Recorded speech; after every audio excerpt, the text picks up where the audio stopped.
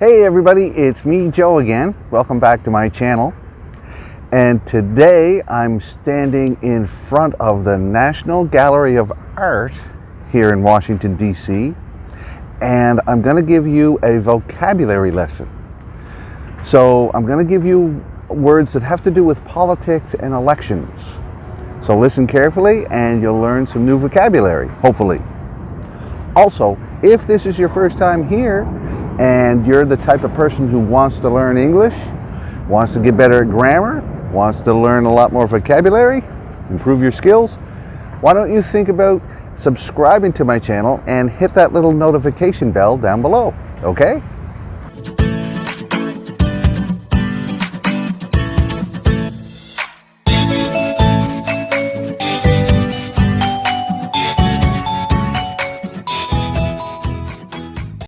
All right, the first word I want to talk to you about is the word election.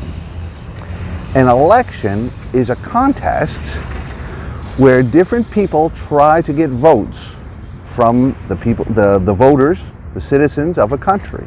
The person who gets the most votes is then elected. So this could be an election for president, or an election for a governor, election for a senator or a congressman. There's different names for different people in a government. So, but the same process goes through.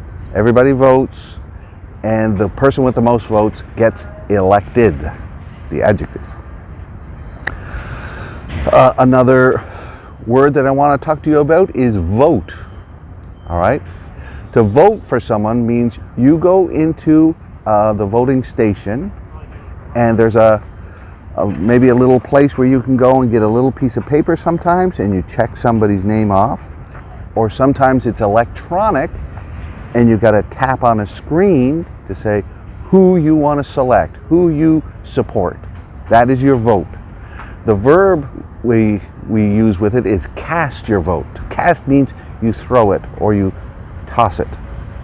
All right? Because then you take your vote, and traditionally you used to put it inside a box with a hole in the top. That was the ballot box. A vote, another word for vote, is ballot. So to vote is the verb, and a vote is the noun. Another word I want to talk about is candidate. So the candidate, that means somebody who's trying to get elected. Okay? So last election here in America, there was two main candidates, Donald Trump for the Republican Party and Hillary Clinton for the Democratic Party. They were both candidates. Donald Trump got elected. A primary. This is another word that's important in American politics.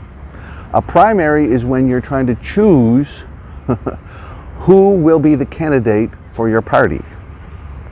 So before Hillary Clinton became the candidate last election for the Americans, right, in 2016, she had to battle against another guy named Bernie Sanders. They were both candidates to try to become the nominee for the Democratic Party. Hillary Clinton won more of the primaries to become the candidate for the Democrats. The next word is a debate. So that's a noun, a debate. That means like a discussion, or it could be an argument between candidates. A lot of times these happen on television. Candidates will get up on the stage, and a person, sometimes a news person from a TV channel, will be the moderator. They will ask questions, first to this candidate, then to that candidate, and they kind of, the people watching can compare their answers. What do you think about unemployment? What do you think about unemployment? And they debate. They think, my answer is better than that guy's answer. Another word is policy. All right? So policy means your plans or your ideas. What is your plan to reduce unemployment? What is your policy for international trade? All right? This word is connected to politics. All right? Politics means the entire field of getting elected, choosing candidates, having debates. This is all politics. Some people say they're very interested in politics. Other people say they hate politics, it's boring. So it depends on who you are and what you like. The last word I want to talk to you about is politician.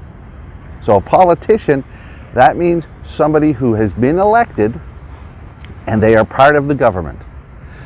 And some people have good feelings about politicians because they help their country and they're great leaders.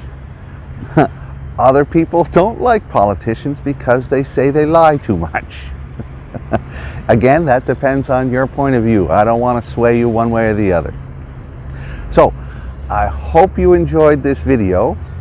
If you want more opportunities to learn English, always check down in the notes below my video, and I'll put links in there to other ways to improve your English. That's all for now. Until next time, bye-bye.